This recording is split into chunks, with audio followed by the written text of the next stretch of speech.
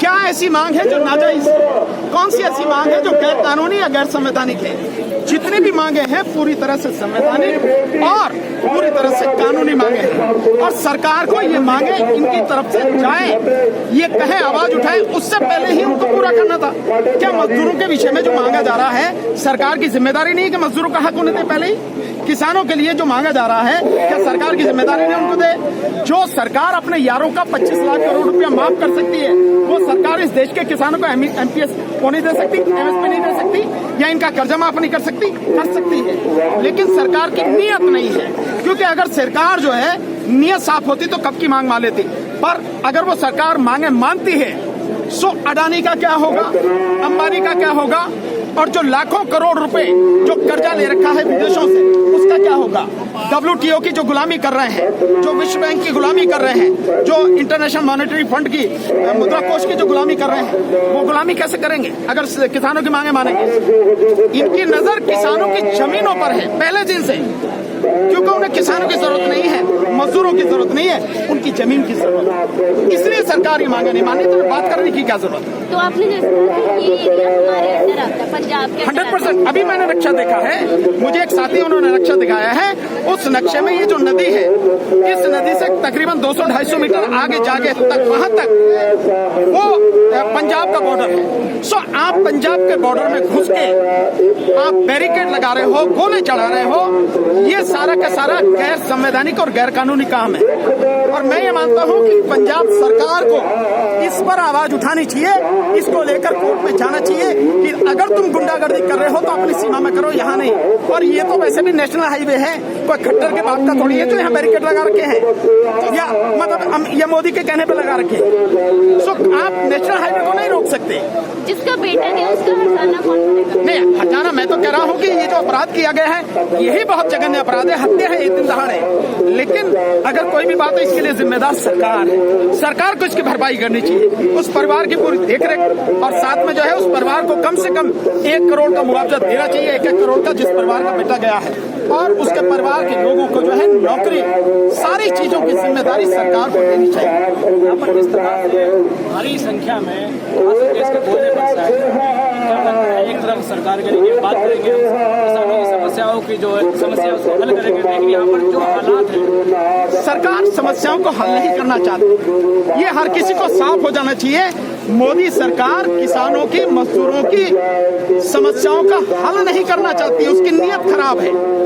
अगर हल करना चाहती तो बातें होती, गोलियां नहीं चला जाती, गोले नहीं चलाई जाती, और बात करने के लिए माहौल बनाया जाता है। और माहौल होता है कि आप बैरिकेड हटाओ, आप जो फोर्स लगा रखी है, जो लेके शार्प शूटर बैठे हैं सरकार के और जो RAF के जो लोग बैठे हैं, आप उन्हें हटाओ, पहले यहाँ से पीछे लेके जाओ और तब बात करो। आप एक तरफ गोली चला रहे हैं, एक तरफ बम पटका रहे हैं, आप लोगों को मार रहे हैं, आप तो बातचीत कहाँ करना चाहते हैं? आप बातचीत नहीं मारना चाहते हैं। और फिर मैं कह रहा हूँ कि सरकार किसानों और मजदूरों को कुछ देना नहीं चाहती, उनको खत्म करना चाहती है। इसलिए ये सारी किसान नेताओं से क्या कुछ बात हुई है आपने? नहीं, मेरी अभी यहाँ पे आदरणीय पंडेर साहब ही हैं, सरवन सिंह पंडेर साहब और दलेवाल साहब जो है वो खनौरी बॉर्डर गए हुए हैं, और चौधरी हरपाल सिंह जी भी हैं, उनसे भी बात नहीं हो पाई है। सो मैं तो सिंपल मैंने कहा है कि हमारी जो भी आपको जरूरत पड़े, जिस तरह से भी, चाहे कानूनी हो या किसी भी तरह की, हम हर पल आपके साथ हैं। 13 महीने पहले भी हम किसानों के साथ में थे, आज भी किसानों के साथ में है, और अंतिम सांस तक किसान और मजदूरों की लड़ाई में उनके साथ कंधे से कंधा और कदम से कदम मिलाकर चलेंगे। सो जैसा वो कहेंगे हम लोग वैसा उनका साथ देंगे। वकील ਸਾਹਿਬ ਤੁਸੀਂ ਨਾ EVM ਦੀ ਲੜਾਈ ਸ਼ੁਰੂ ਕੀਤੀ ਹੈ, ਤੁਹਾਨੂੰ ਲੱਗਦਾ ਵੀ ਪੰਜਾਬ ਨੂੰ ਬਾਈਪਾਸ ਕਰਕੇ ਹੁਣ ਇਹ ਜਿਹੜੀ ਹੁਣ MP ਦੀ ਚੋਣ ਆ ਰਹੀਆਂ ਨੇ, ਮੇਨ ਚੋਣ ਆ ਰਹੀਆਂ ਨੇ 24 ਦੀਆਂ, ਉਹਨਾਂ ਨੂੰ ਜਿੱਤਣ ਦੀ ਕੋਸ਼ਿਸ਼ ਕਰ ਰਹੇ ਨੇ ਵੀ ਪੰਜਾਬ ਨੂੰ ਚਾਹੇ ਬਾਈਪਾਸ ਕਰ ਦੋ? नहीं, पंजाब को बाईपास क्यों कर देंगे? पंजाब इस देश का हिस्सा नहीं है क्या? पंजाब इसी देश का हिस्सा है, हरियाणा इसी देश का हिस्सा है ना, तो आप किसी को भी बाईपास कैसे कर देंगे? हाँ, ये बात जरूर है कि पंजाब के लोग हों, हरियाणा के लोग हों, या देश के किसी भी कोने के लोग हों, किसी प्रदेश के लोग हों, मोदी सरकार को वोटों की जरूरत नहीं है आपकी, क्योंकि वोट तो वो EVM से छाप लेती है। EVM मशीन से जितनी वोट चाहिए वो छाप लेती है।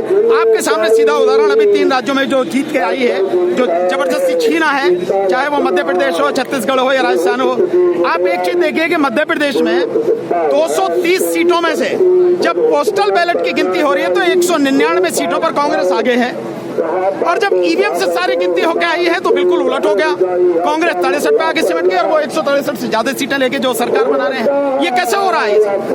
ये कैसे संभव है कि एक जो बैलेट पेपर से हो रहा है उसमें आपका अता पता नहीं है और जो ईवीएम से हो रहा है आप अजीत कर रहे हैं। ਤੁਹਾਨੂੰ ਲੱਗਦਾ ਤੁਹਾਡੀ ਲੜਾਈ ਇਹ ਜਿੱਤ ਦੇ ਵੱਲ ਜਾ ਸਕਦੀ ਹੈ ਕਿਉਂਕਿ ਤੁਸੀਂ ਆਪਣਾ ਸਾਥੀ ਦੇ ਨਾਲ ਐਡਵੋਕੇਟਾਂ ਦੇ ਨਾਲ ਤੁਸੀਂ ਸੁਪਰੀਮ ਕੋਰਟ ਦੇ ਵਿੱਚ ਤੁਸੀਂ ਪਟੀਸ਼ਨ ਪਾਈ ਹੈ, ਤੁਸੀਂ ਲੜ ਰਹੇ ਹੋ ਲੜਾਈ, ਤੁਸੀਂ ਹੁਣ ਘਿਰਾਵ ਵੀ ਕਰਨਾ ਹੈ।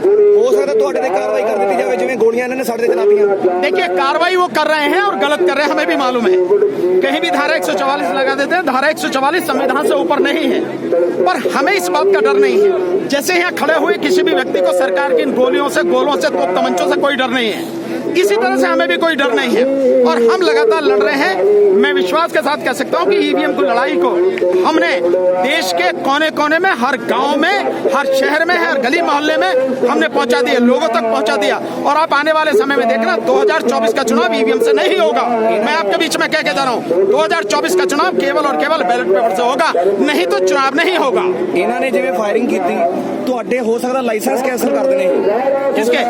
ਐਡਵੋਕੇਟਸ ਦੇ ਜਿਹੜੇ ਤੁਹਾਡੇ ਜਿਵੇਂ ਸਰਕਾਰ ਦੇ ਖਿਲਾਫ ਜਿਹੜਾ ਹੁੰਦਾ ਉਹਨੇ ਸਰਕਾਰ मैंने ऐसा कोई काम नहीं किया कि मेरा लाइसेंस कैंसिल कर दें और मोदी या उसके बाप के बस की नहीं है कि मेरा लाइसेंस कैंसिल कर दें। किसी सरकार में या किसी कोर्ट में इतनी हिम्मत नहीं है जो मेरा लाइसेंस कैंसिल कर दें। मैं जानता हूं कानून क्या है, मैं जानता हूं संविधान क्या है, मैं जानता हूं मेरी ताकत क्या है और मैं जानता हूं मेरी हद क्या है, सब चीजें जानता हूं। तो मुझे लाइसेंस की परवाह नहीं है और लाइसेंस अगर नहीं भी रहेगा तो मैं इंसान तो हूं ना, भारतवासी तो हूं ना। मैं लड़ने का अधिकार मुझ पर तब भी था और आज भी है और जीवन भर रहेगा, ये मुझसे कोई नहीं छीन सकता। यही कारण है कि बच्चे बाहर जा रहे हैं क्योंकि यहाँ पे वो सेफ है। नहीं, मैं मानता हूँ कि अगर हालात देश में सही होते, कौन अपने देश को छोड़ के जाना चाहता है, कौन अपने घर को छोड़ के जाना चाहता है? क्योंकि हालात बुरे हैं, हालात इतने बुरे हैं कि हर कोई कल्पना नहीं कर सकता। जिस देश में 81 करोड़ लोगों को सरकार 5 किलो अनाज दे रही है, उस देश के हालात आप समझ सकते हैं। सरकार एक तरफ कहती है कि 13 करोड़ लोगों को, 13.5 करोड़ लोगों को उन्होंने गरीबी से बाहर निकाल लिया। सरकार से पूछो, मोदी से यह बात पूछो, अबे जब 2014 में देश में 18 करोड़ लोग गरीबी की रेखा से नीचे जीवन जीते थे और पिछले 2 साल में नोटबंदी के बाद में और कोरोना के बाद में 23 करोड़ लोग और जुड़ गए, गरीबी की रेखा से नीचे पहुंच गए। कुल 41 करोड़ लोग आज की तारीख में गरीबी रेखा से नीचे हैं। जो मापदंड है उसके हिसाब से अगर उसको विश्व बैंक के आंकड़े से आके तो इस देश में 110 करोड़ लोग गरीबी रेखा के नीचे जीवन जी रहे हैं। ये स्थिति है और सरकार कह रही है कि 13.5 करोड़ लोगों को गरीबी रेखा से बाहर निकाल दिया। अबे जब बाहर निकाल दिया तो 13.5 करोड़ निकल गए तो आज की तारीख में तो 4.5 करोड़ ही वो होने थे ना गरीब। तो 81 करोड़ लोगों को 5 किलो अनाज क्यों दे रहे हो आप? ये है सरकार की नीयत। हालात बहुत बुरे हैं, नौकरी नहीं है, रोजगार नहीं है, लोगों पर जीने के साधन नहीं है, इसीलिए लोग बाहर जा रहे हैं। नहीं तो कौन जाता है अपने देश? सरकार के पास इतनी अथॉरिटी है कि वो जो सुपरसोनिक वेव्स हैं जो नेवी के पास होती थी या जो ये ड्रोन्स हैं जो ऑफिशियली कभी किसी पुलिस प्रशासन को दिए ही नहीं गए, वो यूज कर रही है, उसकी अथॉरिटी है सरकार के कोई अथॉरिटी नहीं है। तो उनके खिलाफ एक्शन नहीं हो सकता। देश के नागरिकों पर नहीं कर चला सकते। हो सकता है एक्शन, लेकिन एक्शन लेगा कौन? यह है सबसे बड़ी बात। आप अदालत में चले जाओगे, अदालत आदेश भी कर देगी, तब भी अदालत का आदेश पालन कौन करवाएगा? कौन करेगा? चर्चा है कि ऑफलाइन ने ऑर्डर वाले किसानों के खिलाफ 302 दे ਜਿਹੜੇ मुकदमे मुकदमे की चिंता ना करो आप। 302 के या जितने के भी मुकदमे हो मैं बैठा हूं, मैं देख लूंगा और देखूंगा कि कैसे आपको सजा करवाते हैं। किसी एक की सजा नहीं होने दूंगा, ये मेरी गारंटी है। इससे चिंता नहीं करना मुकदमों से, चाहे जितने भी लाते हैं।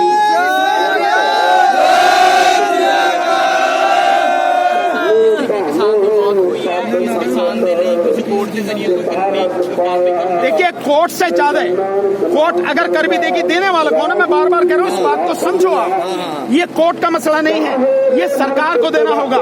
ये गुंडागर्दी सरकार ने की है, उस परिवार को मुआवजा सरकार की जिम्मेदारी है, पूरा मुआवजा दे। मेरी नजर में तो कम से कम 1 करोड़ रुपए का मुआवजा एक परिवार को देना चाहिए। उस परिवार के एक व्यक्ति को सरकारी नौकरी देनी चाहिए और उस परिवार के जो भी बच्चे हैं उनकी पूरी जिम्मेदारी जब तक वो बालिग हो तब तक सरकार को लेनी चाहिए। वकील साहब बिल्कुल आखिरी सवाल, ਤੁਸੀਂ ਸਾਰੀ ਚੀਜ਼ਾਂ ਦੱਸਦੀਆਂ ਕਿ ਇਹ ਚੀਜ਼ ਇਸ ਤਰੀਕੇ ਨਾਲ ਹੁੰਦੀ ਹੈ, ਪਰ ਆਪਾਂ ਨੂੰ ਪਤਾ ਲੱਗੇ ਵੀ ਸਰਕਾਰ ਗਲਤ ਕਰ ਰਹੀ ਹੈ, ईवीएम गलत तरीके ਨਾਲ ਹੋ ਰਿਹਾ ਹੈ, हर एक चीज सरकार के अगेंस्ट है, पर ये चीज का तख्ता पलट होगा क्यों? बिल्कुल ऐसे होगा कि ईवीएम को अपने गांव-गांव में घुसना मत दो, अभी से ऐलान करो आप। मैं बार-बार कह रहा हूं, अगर ईवीएम रहेगी ये सरकार रहेगी, ईवीएम हटेगी बीजेपी साफ हो जाएगी, मोदी साफ हो जाएगा। मैं लिख के दे सकता हूं आपको। सो किसी भी हालत में न तो हरियाणा में न पंजाब में ईवीएम घुस नहीं जाए, ये रोकना आपकी जिम्मेदारी है। हमारी पूरी कोशिश है कि देश में कहीं भी ईवीएम घुस नहीं जाए, और लोग हमारे कहने के बाद विरोध कर रहे हैं जबरदस्त तरीके से। हमारी पूरी कोशिश है कि आने वाले समय में लोगों को इतना मजबूत कर दे कि वो सड़क पर आकर इसका विरोध करें। 25 तारीख को हम दिल्ली में जंतर मंतर पर प्रधानमंत्री का घेराव कर रहे हैं ईवीएम के मसले को ही लेकर। जितने हमसे हो सकती है कोशिश हम कर रहे हैं, बाकी आप लोग साथ दें। बहुत बहुत धन्यवाद।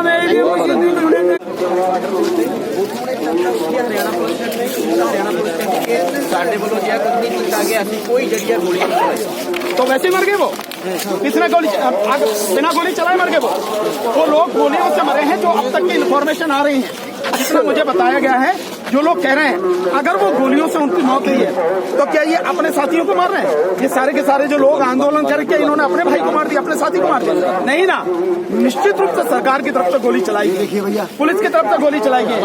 ये जो आप इधर से देख रहा हूँ, मैं तो अपनी आंखों से देख रहा हूँ, ये यहाँ पे गोली नहीं चल रही है, यहाँ पे गोले नहीं चलाए जा रहे हैं, ड्रोन से गोले गिराए जा रहे हैं। ये सब कुछ सरकार कर रही है, लेकिन इसके अलावा झूठ और क्या बोल सकती है सरकार? सारी तो बात चर्चा उठ रही है, कहते वाले पास तो कोई कानूनी मार खड़े होंगे, क्योंकि उस परिवार से गरीबी गिरती है, एक बच्चा गया।